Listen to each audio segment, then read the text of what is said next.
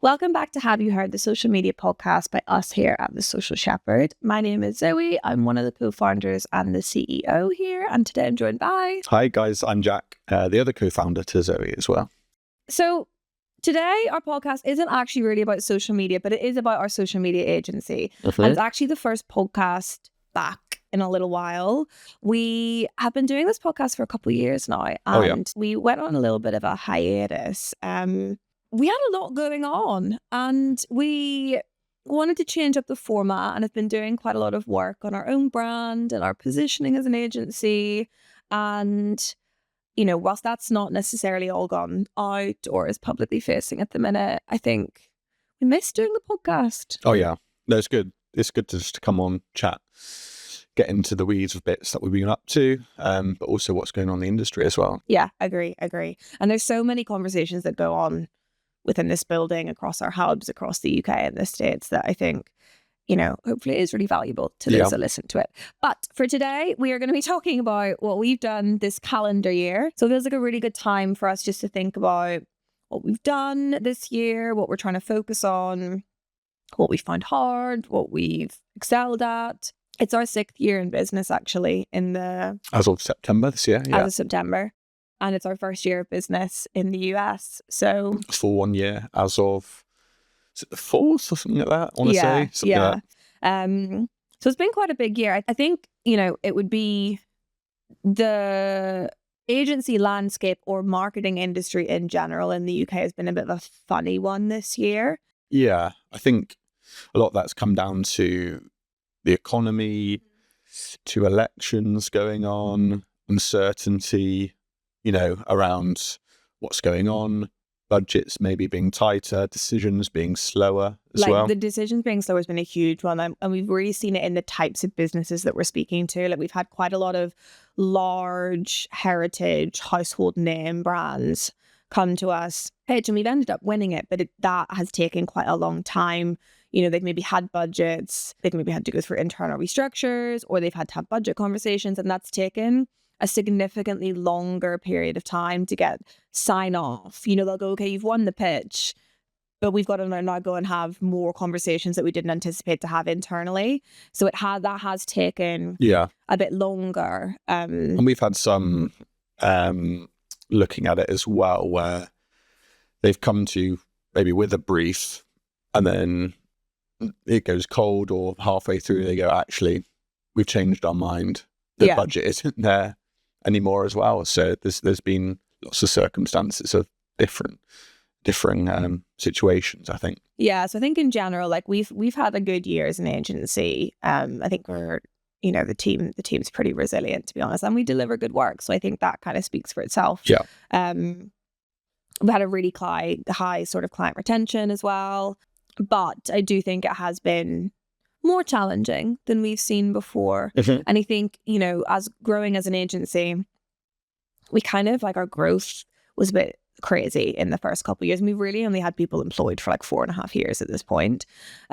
So we kind of got into the middle of bringing in household names maybe like 3 years ago. 2022-ish. Yeah, started to.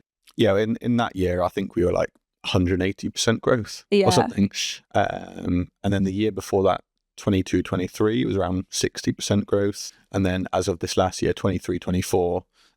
So for context, anyone listening, our financial year runs October to September. So when I say 23-24, I mean October 23 to September 24.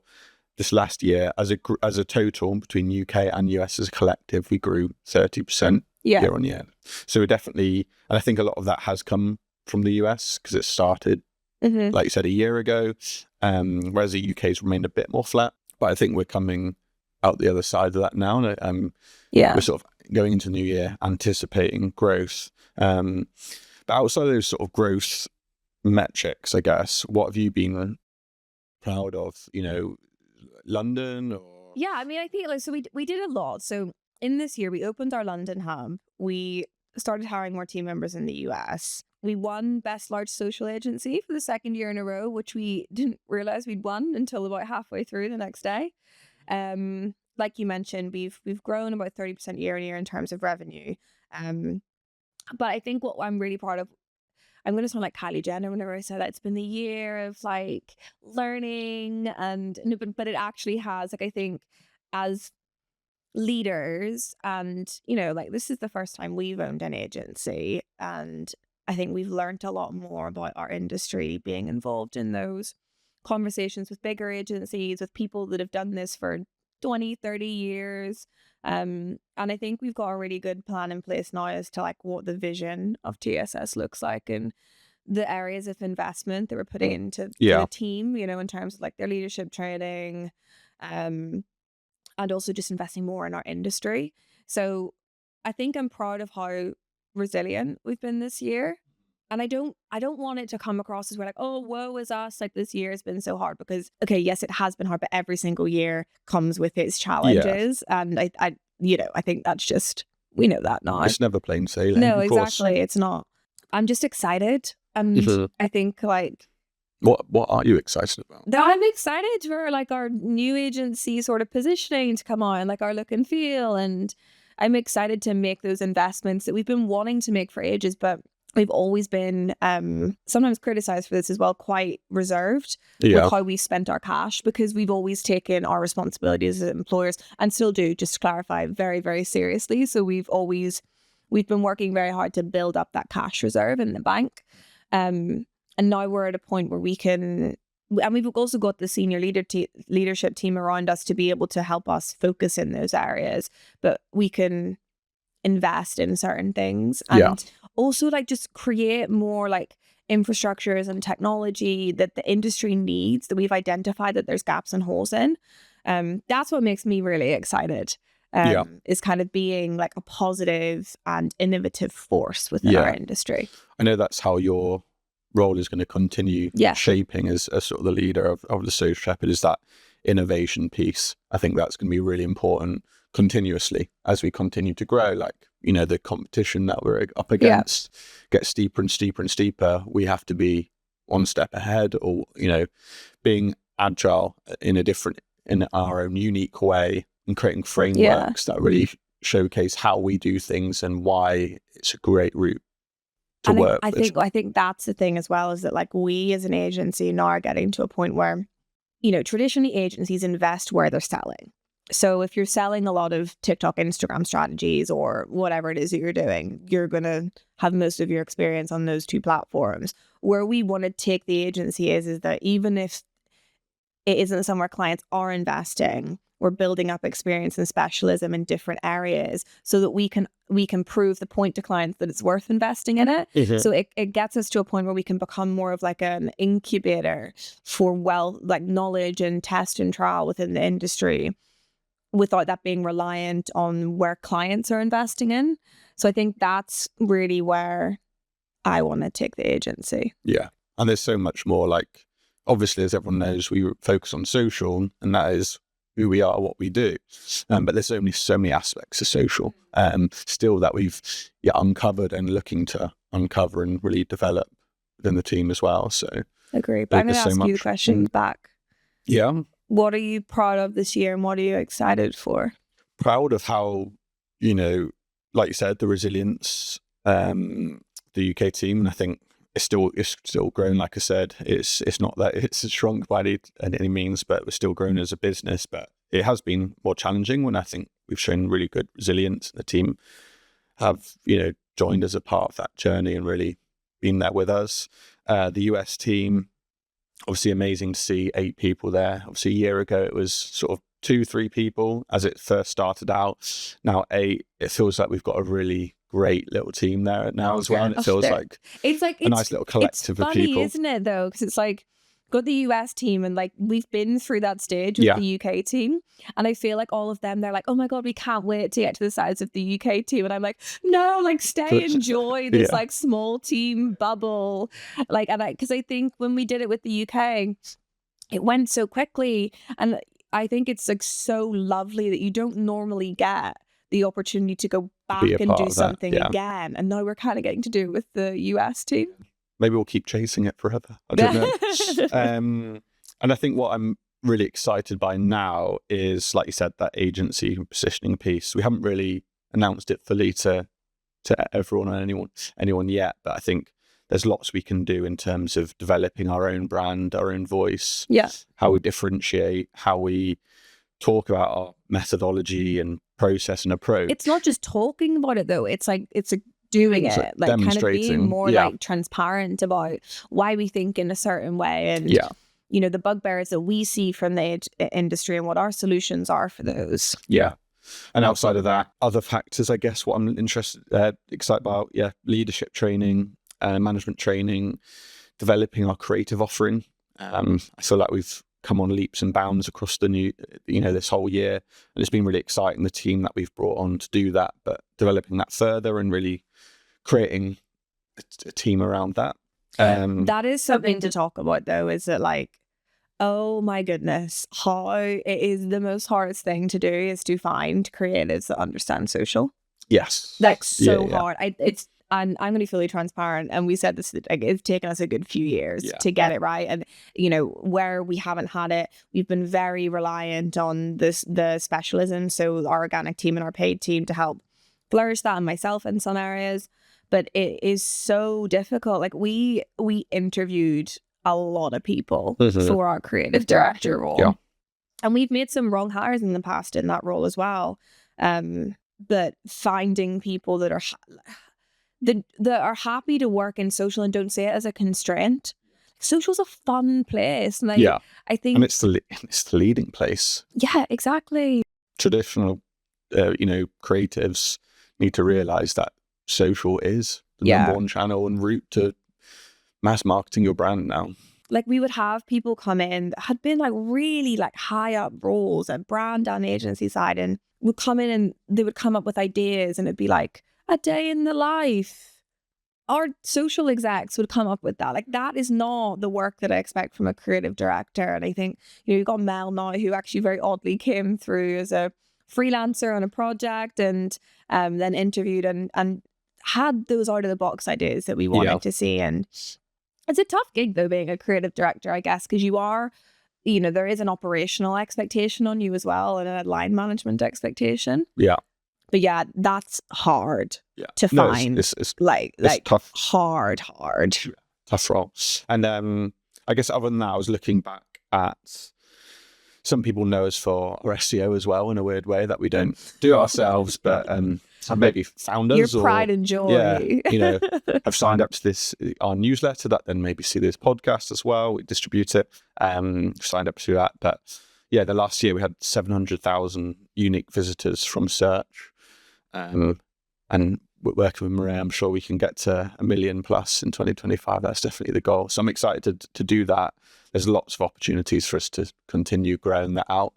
But, not just that, it's developing the brand and how we talk about ourselves and distribute that content as well. And also, like, agility has always been so important, but also maintaining that agility as we grow.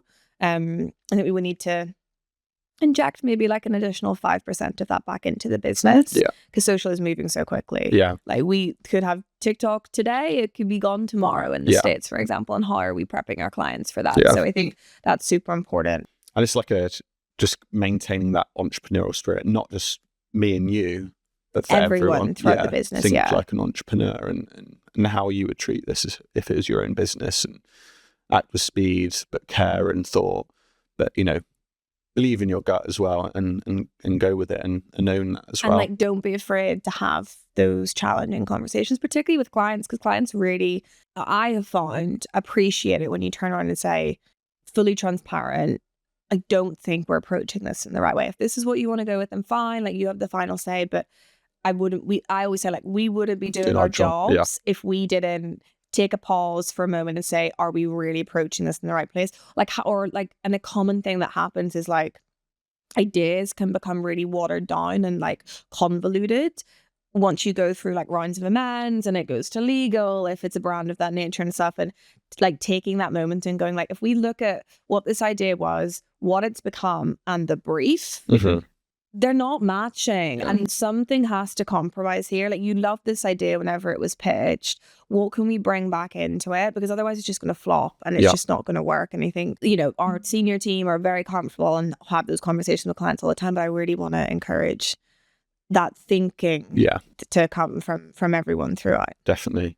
I guess moving forward into next year, what are the sort of aims and goals and aspirations maybe we have for what the next 12 months looks like? So if we, sat here together end of December 2025, what would you be hoping to be discussing at that point? I mean, I think like one thing that has changed from previous goals is we've always been very growth orientated.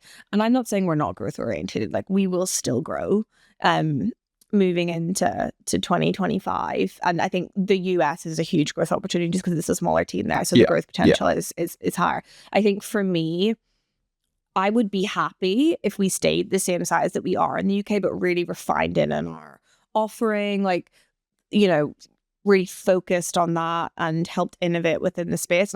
We won't stay the same size, we will grow. But I think that's kind of what I'm looking for. It's like really, really solidifying, like we know it.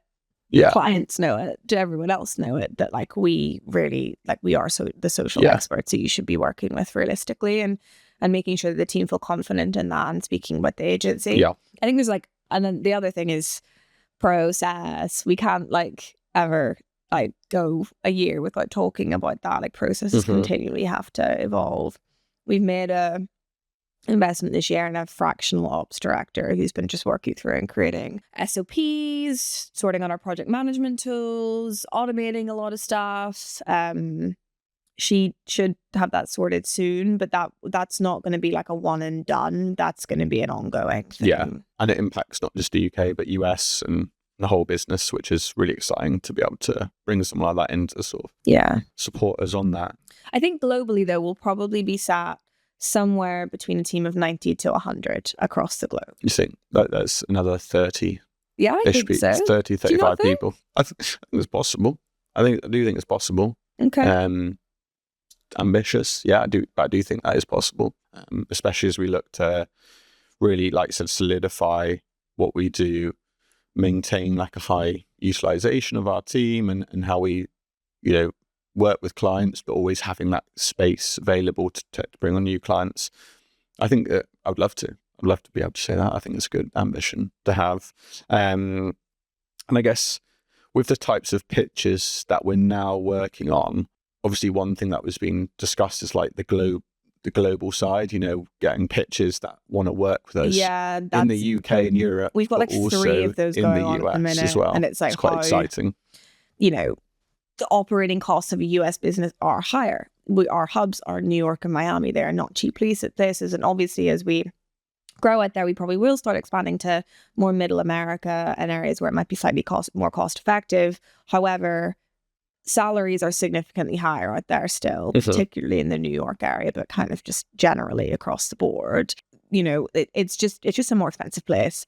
So your rates have to be different across the two. And like, how do we as an agency manage that? I think one thing that we've always been praised for by clients is our transparency around costings. Like we don't take markup on pass through, something that we may have been criticized before by people looking into the business, but we don't take any markup. We're really honest. Like you'll get receipts of everything that is spent if you want them. As clients, like we trust you, it's fine. But like, how do we not make our pricing overcomplicated whilst working in those 2 regions and servicing global clients, but also staying true to the transparency that clients love us for whenever it comes to that? But we've got a lot of global pitches going on at the minute. People that are like, oh, I want the creative in the US, but I want the account management here, or I need a split of both, or I need you to work on EU, US, global. That's another thing that is really commonly coming through is like, the local to global conundrum, where like global marketing teams across the globe just seem to be like, we can't keep up at the pace of our local marketing teams. Like, right.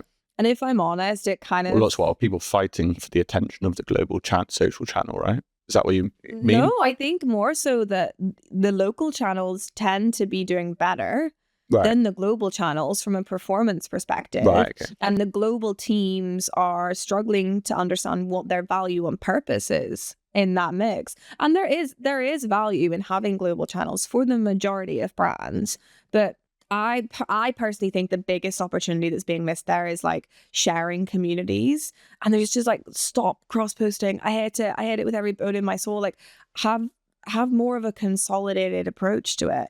And I do think we will start to see that in our clients, more centralized marketing.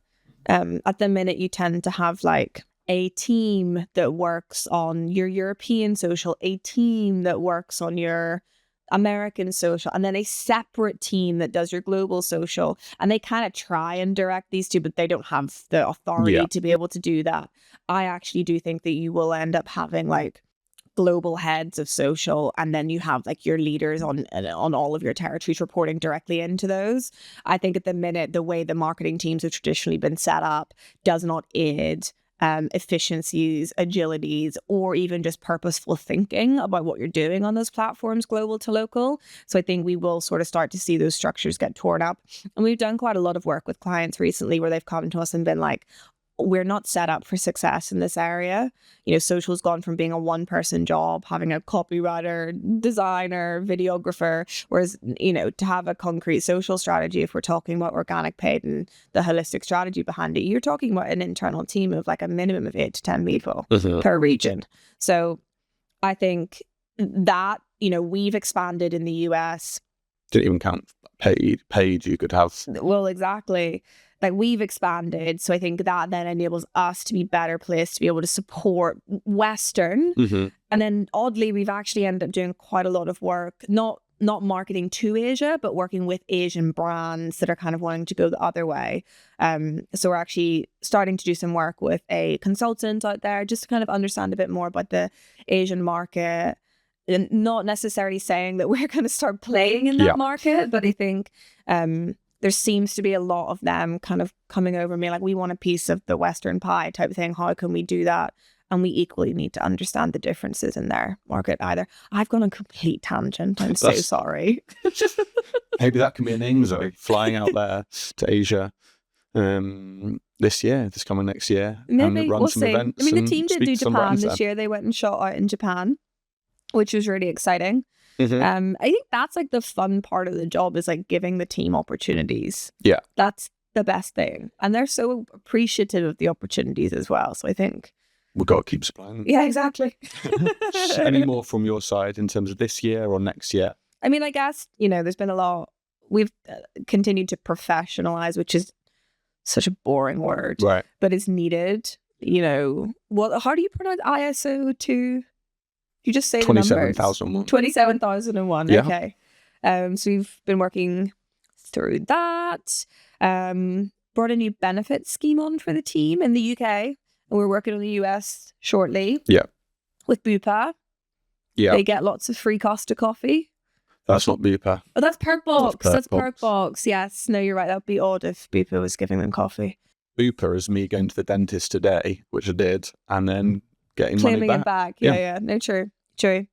And then we've, like we've mentioned, we've starting to invest a lot in the team, leadership training, skill set training, we've management training, processes, basically, goals, progression, etc. Yeah, a huge project just to make sure that there's a standardization of expectations across the board. And I think that's where like a lot of the work has needed to come from, because historically everyone, and this is whenever I was in your role, everyone kind of reported up into me. So I had complete visibility of what goals were being set, what expectations were being had. And then I, as the business grew naturally, I think I ended up with like 17 direct reports at one point. And that's when I was like, I'm tapping out. Sorry, this needs to change. But when that happened, obviously, management processes went to different people with different standards and expectations. And I don't think we estimated how operationally involved we should have been at that point.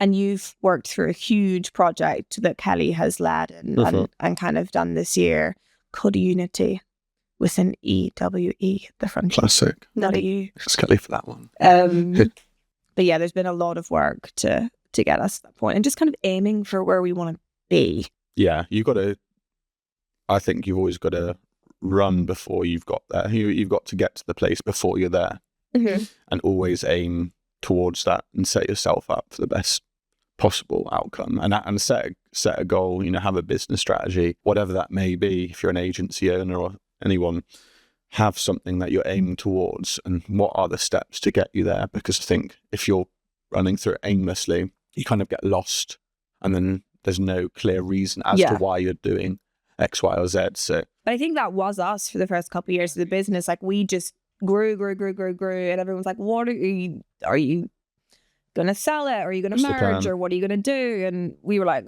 "Dunno, just growing because we want to." And now I think we have like more of a clear idea of the end goal. Now that timeline is not defined by any shape or form, but I think it's kind of re-energized us a little bit, the fact that we've had the conversations that needed to be had. And I think that's one thing that I think we could be better at, is like forcing ourselves, even though it's busy, to sit down and have those bigger business conversations. Where are we going towards? Yeah. I don't think we've kind of set the world to right. Hopefully everyone feels up to date with where we're at. Lots to be done. As you said, very exciting. I think it's just that continuous progression. You got to strive for it. Otherwise, if you don't progress, you're likely moving backwards, aren't you? Yeah. So you got to keep pushing. I'm just excited. I feel really motivated, which is a good place to be in. Definitely. Towards the end of the year. Cool. All right. Well, we'll wrap it up. Thank you so much for listening, watching us drone on for the last 25 minutes. Hopefully you find it interesting. Do make sure to like, subscribe, hit the buttons you can on the channel that you're on. Or either message either of us on LinkedIn as well. Yeah, always happy to have a conversation and talk more about what we're doing, just meet people within the industry. So yeah, have a lovely day, and we will see you again soon. Thanks, guys.